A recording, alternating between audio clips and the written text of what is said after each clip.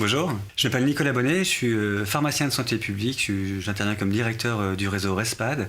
Par ailleurs, je suis responsable de la consultation d'addictologie pour adolescents et jeunes adultes à l'hôpital de la Pitié-Salpêtrière à Paris, dans le service de psychiatrie de l'enfant et de l'adolescent. Et sur des fonctions associatives, je suis président du Carré de Prose à Montreuil, en Seine-Saint-Denis. Alors le cannabis, c'est une plante, c'est une herbacée, une plante relativement ancienne d'utilisation, qui a plus de 3000 ans d'usage, notamment thérapeutique, mais aussi en différentes situations d'usage bien-être. Le Brésil, lui, a trouvé un nouveau sujet de tension et de division. Cette fois, c'est l'usage du cannabis qui est en jeu. Il vient d'être dépénalisé par la Cour suprême, donc pour usage personnel, et ça hérisse les conservateurs. Le cannabis, c'est un produit qui a été particulièrement prohibé, interdit, poursuivi au cours du XXe siècle. C'est le produit phare emblématique de la prohibition.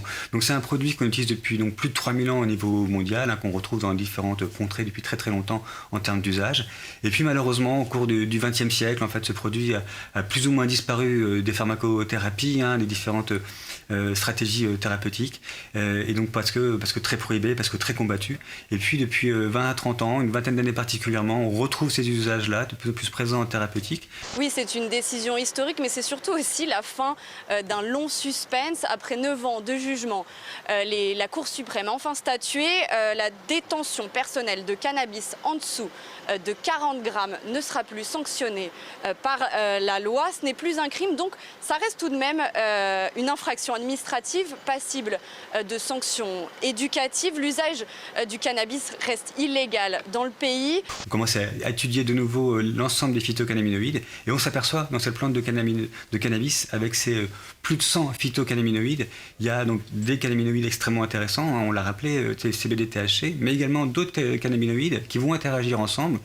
Et donc on s'aperçoit surtout que le plant de cannabis a une utilité et des fonctions en thérapeutique qui sont en fait dans sa globalité. Il faut prendre l'ensemble des phytocannabinoïdes et des terpènes qui sont associés, donc des différents produits présents dans le plant de cannabis pour avoir une action thérapeutique. C'est ce qu'on appelle l'effet d'entourage. Et donc c'est excessivement important d'avoir l'ensemble de ces produits présents.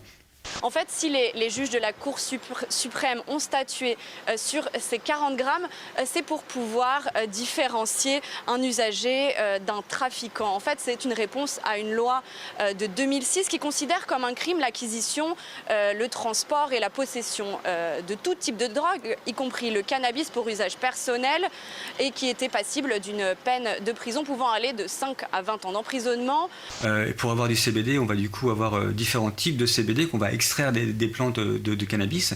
Alors il y a ce qu'on appelle le CBD naturel qui lui va avoir de 3 origines différentes. En tout cas le CBD il va être soit à spectre complet, on va récupérer donc du CBD avec l'ensemble des phytocannabinoïdes de la plante. Donc on aura un produit qui va être du coup qui va contenir l'ensemble des produits psychoactifs, mais en tout cas des produits surtout actifs de la plante de cannabis.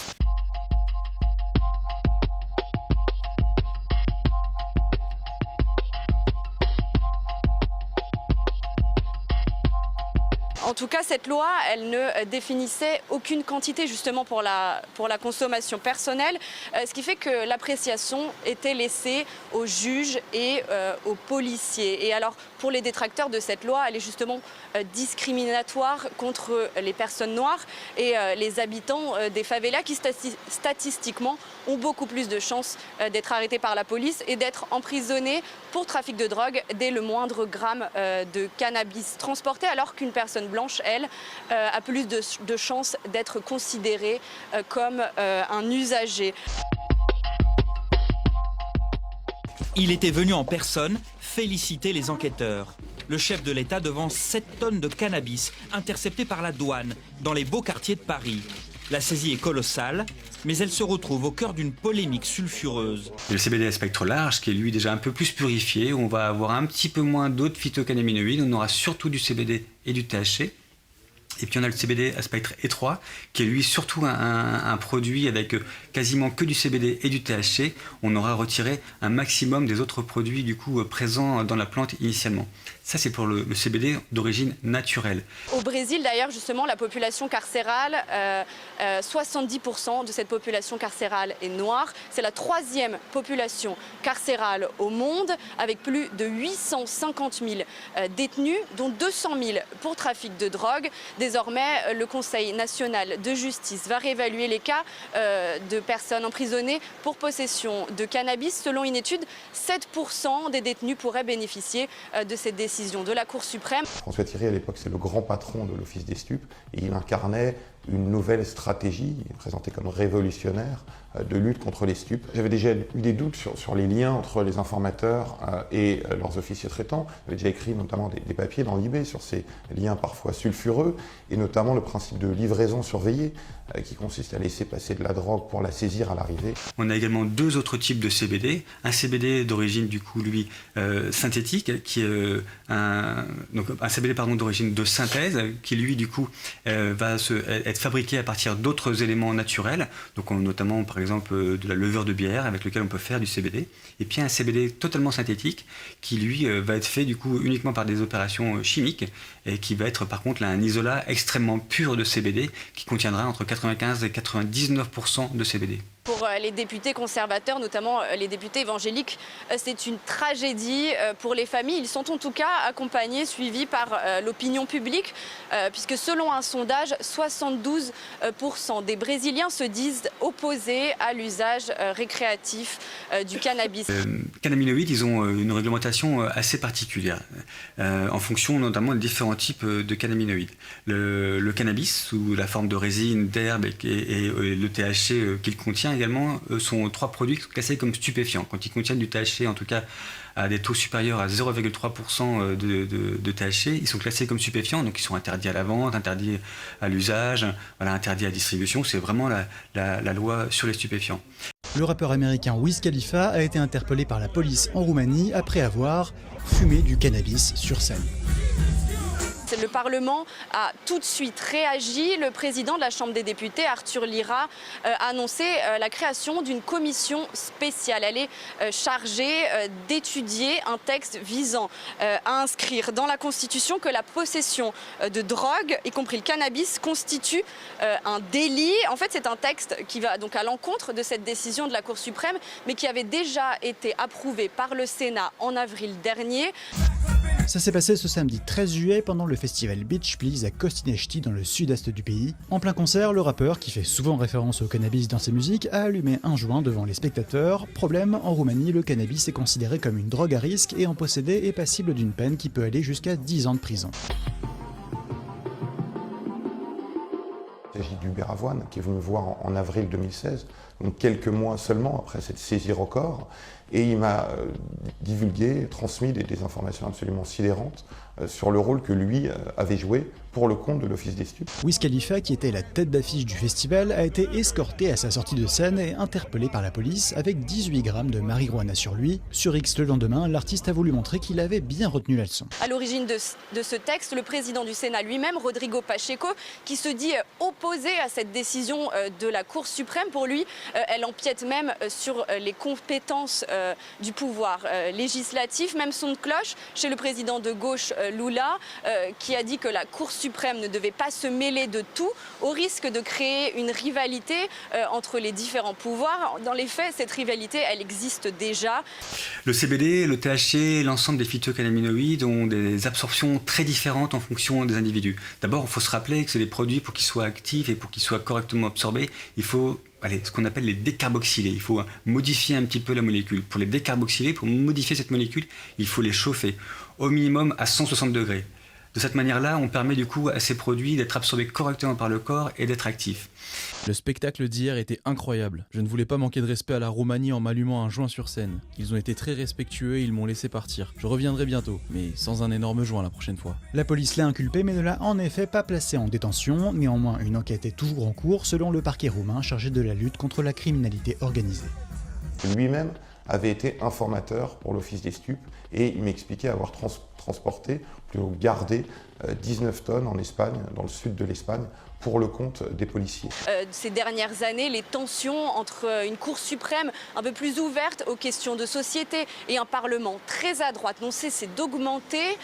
Par exemple, en décembre 2023, le Parlement a adopté une loi, la loi dite du cadre temporel, qui restreint la démarcation des terres indigènes, alors que 3 mois plus tôt, la Cour suprême avait jugé cette loi inconstitutionnelle.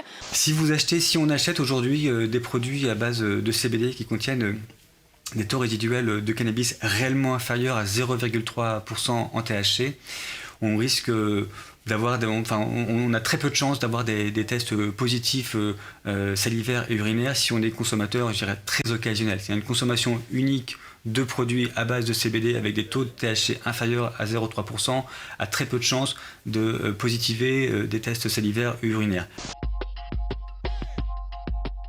La première réaction quand on nous apporte des informations aussi invraisemblables, c'est forcément de se méfier. On se demande même si le type n'est pas en train de nous enfumer, le type n'est pas un peu mythomane. Il était clairement dans un esprit de vengeance. Ou en tout cas de dénonciation d'un certain nombre d'opérations illégales. Autre exemple sur le mariage homosexuel, il y a une proposition de loi à la Chambre des députés émise par des députés évangéliques qui voudraient interdire le mariage homosexuel alors qu'il a été garanti par la Cour suprême en 2011. Ce bras de fer entre les pouvoirs, il a surtout une conséquence, celle de fragiliser l'image de la Cour suprême. Si on consomme régulièrement des produits à base de CBD qui contiennent des taux en THC inférieurs à 0,3%. Ce qu'on sait, c'est que le THC s'accumule dans le corps, notamment dans toutes les parties graisseuses, toute la masse adipeuse, donc toutes les graisses du corps, et est relargué progressivement. Donc si on consomme régulièrement du CBD avec un petit peu de THC, et bien progressivement, on va accumuler beaucoup de THC, et donc ce THC qu'on va du coup accumuler, il va positiver les tests urinaires, les tests salivaires au THC, et donc on risque du coup, là, dans ces cas-là, d'être positif aux tests qui peuvent être pratiqués, notamment par les forces de l'ordre. La Cour suprême était déjà régulièrement même l'attaque de l'ancien président d'extrême droite Jair Bolsonaro et de ses partisans qui ne cessent de critiquer cette Cour suprême, des partisans qui d'ailleurs crient régulièrement à sa dissolution et qui avaient même saccagé son édifice lors des attaques au siège du pouvoir le 8 janvier 2023 à Brasilia. Lui avait des motivations qui pouvaient être troubles. Les miennes étaient d'abord d'essayer de comprendre le système. Il faut toujours recouper les informations, essayer de les circonscrire, les contextualiser et de les authentifier. Il avait d'ailleurs un certain nombre de documents à sa disposition, notamment des textos avec François Thierry et des mails, des dizaines de mails qui s'étaient échangés. Il faut aussi se rappeler quelque chose, c'est que l'impact du cannabis au sens large, donc du THC, sur la circulation automobile, c'est un surrisque d'accident qui est égal qui est de 1,2 à 1,4 fois plus qu'une personne qui n'aurait pas consommé de cannabis. Donc une personne sous cannabis, du coup, a 1,2 à 1,4 fois plus de chances ou de risque d'avoir un accident après avoir consommé du THC qu'une personne qui n'en aurait pas consommé.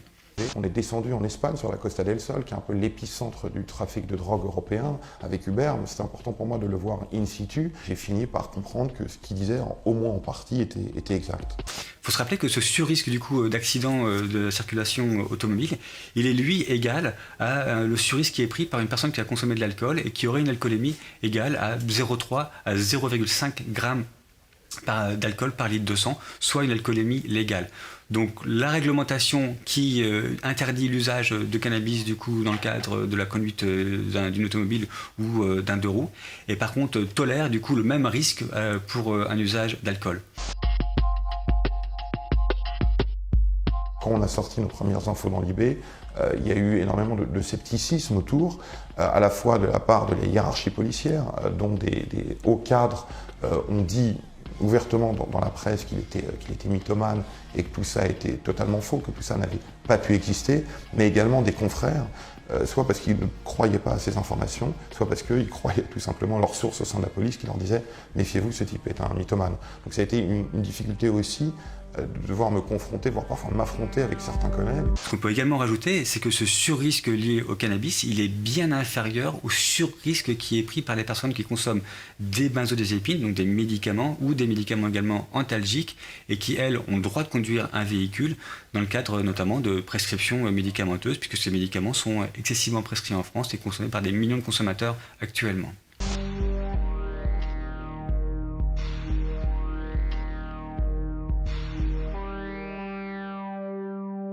fait de l'Office, l'État français, donc, le plus grand trafiquant du pays.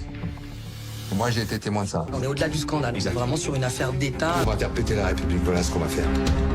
Stop, on arrête là. Tu sais les risques que je prends pour toi ? Ce qu'on peut en dire, c'est que la réglementation, du coup, sur l'usage de cannabis au volant, pour schématiser, c'est qu'elle en tout cas, elle se base pas sur la science, elle se base pas sur les preuves, elle ne se base pas sur les données vraiment des différentes études. Elle se base évidemment sur d'autres enjeux, d'autres situations qui ont plus liées à la prohibition ou à des jugements moraux qui entourent encore une fois la consommation des produits stupéfiants. Introducing Brightside, high-quality cannabis delivered right to your door. Brightside offers an extensive menu of strains and products to meet your needs. Choose the experience you want, and we'll send you the dankest herb, the real sticky icky. Le THC, quand on consomme du THC, donc encore une fois, le produit est l'origine des effets psychotropes principaux du cannabis. On a une relation à peu près dose linéaire, c'est-à-dire qu'en fait, plus vous consommez, plus on consomme du THC, plus on va avoir un effet psychotrope qui va être lié du coup à cet usage de THC. Donc plus on consomme, plus on va défoncer, plus on aura des effets sédatifs, plus on aura des effets euphorisants, etc. Some top shelf marijuana. If you like what we send you, keep the whole jar. We'll even include some nugs for you to blaze. As part of Discovery, you'll get to try new strains and products. Pour le CBD, on dit qu'il faut commencer bas, les doses start low, on commence tout doucement les doses, très bas, et on va tout doucement augmenter les doses. Et on a un effet cloche, en fait, à partir du moment si on en prend trop, on va avoir les effets inverses, paradoxaux, en fait, du produit, qui vont être présents sur le corps. Side effects may include euphoria, increased appetite, uncontrollable giggles, elevated sensitivity to musical dopeness, and reduced anxiety. Tetrahydrocannabinol may also induce feelings of existential well-being and relentless optimism. Ce qui veut dire quoi ? Ce qui veut dire qu'en fait, quand on veut avoir un effet du CBD, il faut commencer à des doses qui sont relativement faibles, 5 mg, 10 mg. Il faut essayer de fractionner les prises, 2 prises par jour, et il faut attendre entre 3 et 5 jours avant d'avoir une concentration d'équilibre, et après, du coup, augmenter les doses si on n'a toujours pas ressenti ou eu l'effet qu'on attendait. With a Brightside subscription, you can get it once a month, once a week, or whenever you want. All at a price you'll like. And yes, this is a real company. Do you know who I am? You're the wizard. Le cannabis, du coup, qui est consommé, quelle que soit ses formes, encore une fois, inflorescence, résine, huile ou d'autres produits, ça contient donc une centaine de phytocannabinoïdes et beaucoup d'autres produits, des terpènes et d'autres produits. Tous ces produits-là, sont des produits qui sont pharmacologiquement actifs. Et donc, du coup, ils peuvent rentrer du coup en interaction avec d'autres produits, notamment des médicaments. Ask your doctor if cannabis is right for you. It probably is. Keep it Brightside. Ces interactions pharmacologiques, quand elles existent, elles sont rarement avec beaucoup d'effets, en tout cas délétères sur la santé. Elles sont très facilement, en tout cas, du coup, on peut très facilement les compenser, on peut très facilement, du coup, agir dessus. Il suffit, du coup, de moduler les prises d'un produit, de l'autre, ou d'espacer les prises. Et puis, c'est aussi se rappeler que ce soit les médicaments ou le cannabis, il y a toujours plusieurs voies d'élimination, plusieurs voies également d'action des produits, et que du coup, à la fin, pour se dire qu'il va y vraiment avoir des interactions médicamenteuses qui vont être délétères pour la personne, c'est quand même quelque chose qui est relativement rare, et tant mieux. Sometimes life can be a little overwhelming. Sometimes the weight of the world can be too much to bear. Sometimes you need to stop worrying and take a deep breath. Sometimes you need cannabis. Buffalo